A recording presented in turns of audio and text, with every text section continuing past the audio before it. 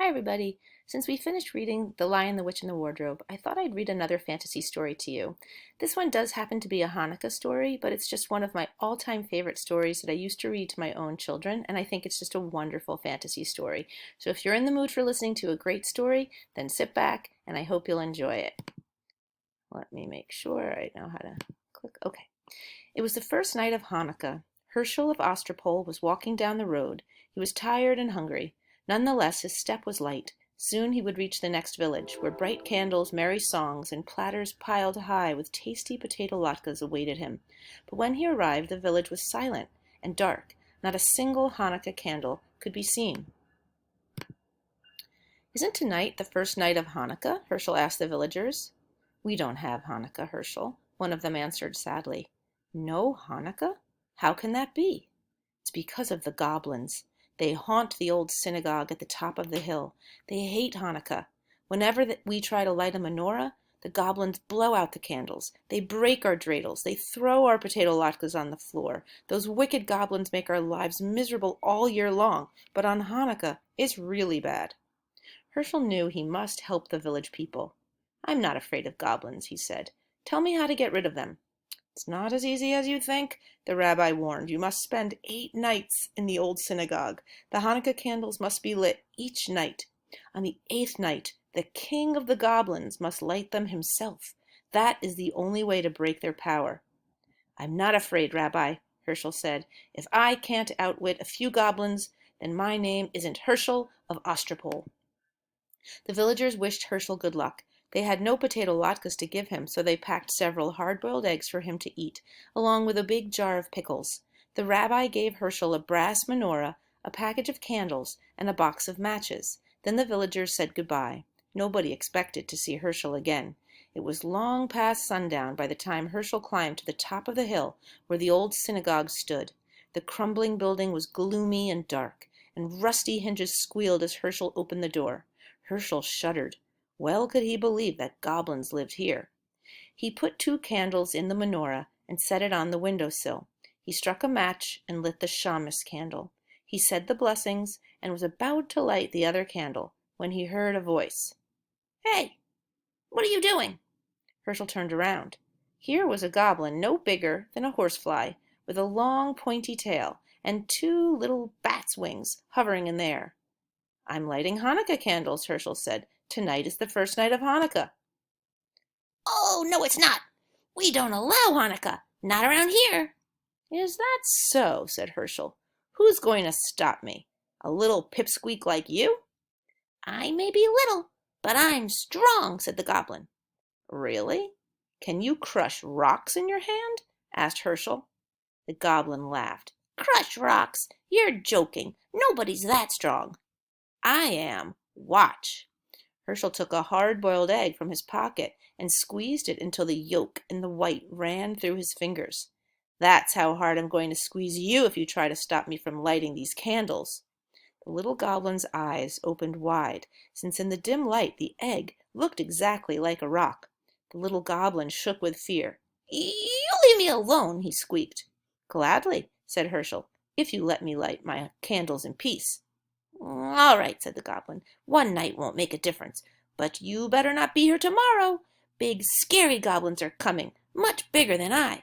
If they catch you lighting Hanukkah candles, you'll be sorry." "We'll see about that," Hershel said to himself. He lit the first candle. On the second night, another goblin appeared. This one was big and fat and waddled like a goose.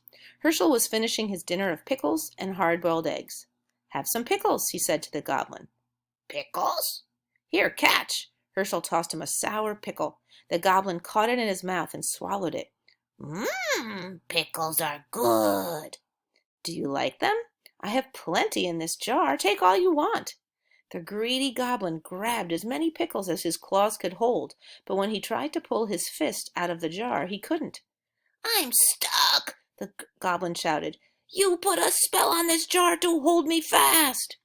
"That's right," Hershel said, laughing, "and it's a very powerful spell. You came here tonight to stop me from lighting Hanukkah candles, so now I'm going to light them while you stand with your hand in that pickle jar, or in that jar, and watch. How do you like that?" No, no, the goblin screamed. I hate Hanukkah. Too bad. You'll have to get used to it. Herschel said the blessings and lit the candles, slowly. Then he sang all his favorite Hanukkah songs. The goblin wailed and carried on so much that Herschel finally decided to let him go. Shall I tell you how to break the spell?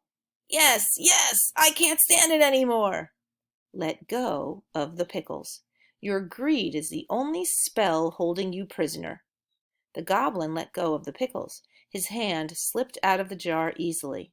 How that goblin raged! He had stood with his hands in a pickle jar while Herschel lit Hanukkah candles under his nose. The furious goblin stamped his foot so hard that he shattered into a million pieces. The wind blew them away. The third night came. Herschel felt something watching him as he set the candles in the menorah. Instead of lighting them, he began playing with the dreidel. An hour passed. The dreidel is like a little top. Herschel looked up. Sitting across the table was another goblin. This one had a fiery red face and two enormous horns. It's getting late, the goblin said. When are you going to light the candles? Later. There's plenty of time. Herschel spun his dreidel. This is more fun. What are you playing with? The goblin asked. It looks like a top. It's a dreidel. Don't you know about dreidels? No. Too bad. Dreidels are lots of fun. You can also make lots of money if you know how to play. Really? The goblin was interested now. All goblins like money. This one was no exception. How do you play? It's very simple, Herschel said, but you must have gold. That's the first rule. I have plenty. Is this enough? The goblin poured a pile of gold coins onto the table. That's fine, Herschel said. Listen carefully now. This letter is shin. If it comes up, you give me a handful of gold. This letter is hey. If it comes up, you give me half your gold. This is gimel. If the dreidel falls on this letter, you give me all your gold. Understand? Wait, there's one letter left. What about this one? That's none. If the dreidel falls on none, I don't give you anything. Ready? Let's play. You go first. The goblin spun the dreidel. The little top whirled round and round. When it fell, the letter on top was shin. Oh, too bad, Herschel said, taking a big handful of the goblin's gold. Try again. Maybe you'll have better luck. The goblin spun the dreidel once more. This time it fell on hay. This isn't your night, Herschel said, helping himself to half the goblin's gold. One more time. Your luck is bound to improve. Once again the goblin spun. This time the dreidel landed on gimel. Too bad, Herschel sighed as he took the rest of the goblin's gold. Would you like me to spin? Yes, the goblin grumbled. He was very unhappy about losing his money. Herschel spun the dreidel. This time the letter none was on top. Oh my! I don't give you anything. I get to keep all the gold. Say, that was fun. Get some more gold and we'll play again. What about the Hanukkah candles? We'll light them later. There's plenty of time. Not for me, the goblin said. I'm leaving now. I don't like this game. I don't like Hanukkah, and I don't like you. Don't go, Herschel pleaded. I know lots of games. Stay a while. We'll have fun. Goodbye. The goblin spread his wings, swooped out the door, and flew off into the night.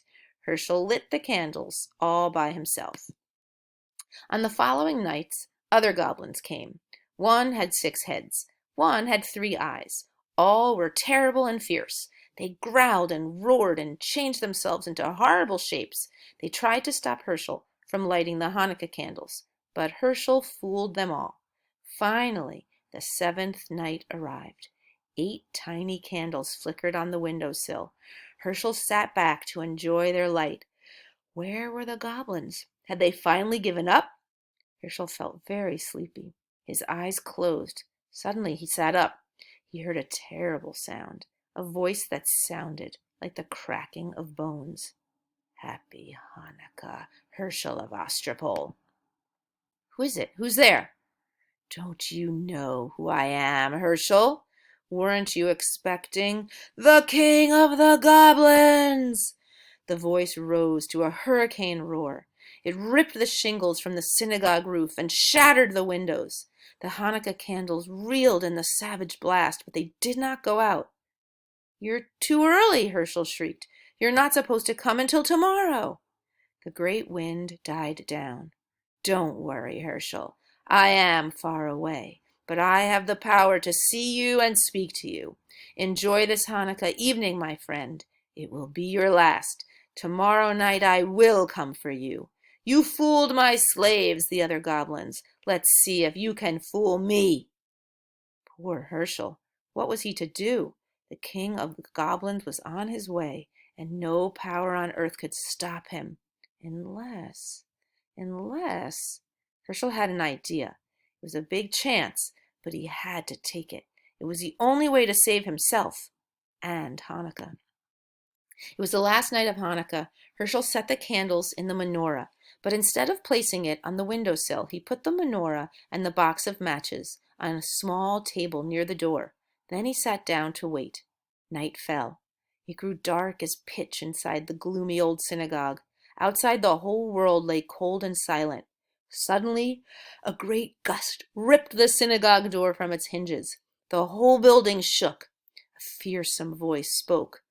"Hershel of Ostropol." Did I hear something? "It is I, the king of the goblins."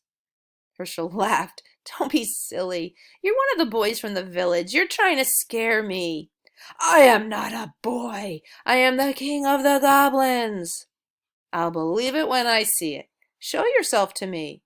"Behold, I stand before you. Do you believe me now?" Hershel tried not to look. Even in the darkness, he could see the outline of a monstrous shape filling the doorway, a figure too horrible to describe. He pretended not to care. "It's too dark. I can't see anything. A candlestick and some matches are by the doorway. Why don't you light a few candles? Then I'll see what you really are." "Indeed you shall." A match flared. The shamus candle caught the flame. Hershel's blood turned to water at the awful sight before him, but he did not lose courage. "Master of the world," he silently prayed, "thou who created the heavens and the earth and the spirits of the air, stand by me now." Then he addressed the goblin. "It's still too dark. What are you afraid of? There are plenty of candles. Why not light them all?" A hideous hand took the shamus candle and lit the others one by one. Hershel felt himself growing faint, but he forced himself to look. His eyes grew wider and wider as each candle caught the flame. 6, 7, 8. The king of goblins stood before him. "Now, Hershel, do you know who I am?" "I know you're not Queen Esther." "Very funny. Enjoy the joke. It will be your last." "That's what you think. Be gone, or I'll take a stick to you." "How dare you speak to the king of the goblins that way?"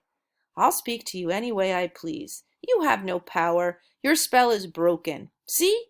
The menorah is lit. You thought those were ordinary candles you were lighting. They weren't. They were Hanukkah candles, and you lit them yourself." The king of the goblins roared with fury. The earth trembled and a mighty wind arose. It ripped off the synagogue roof and blew down the walls. It splintered the great timbers and scattered them like matchsticks.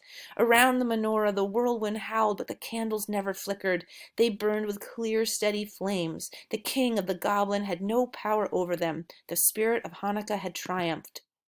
The great wind vanished as suddenly as it had risen. Hershel rubbed his eyes. The night was as still as before, even though the synagogue was gone. Walls, floor, roof, even the foundation stones had vanished, but the menorah remained standing tall upon the little table where Hershel had placed it.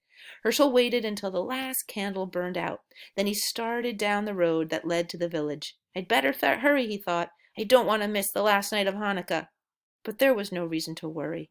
In every window there stood a menorah with 9 gleaming candles to light the way. The whole village was waiting for him. And that's the end of the story. Again, I just love it, and I just love what a great fantasy story is. It's got suspense, it's got humor, it's got a really great message and theme, right, about staying strong and courageous and being helpful to others. It's got so many great craft techniques. I really hope you enjoyed it. And I hope you were noticing some of the elements of fantasy that made it such a great story. Think about if you could add any of them to your writing. Take it easy, everybody. Have a great day.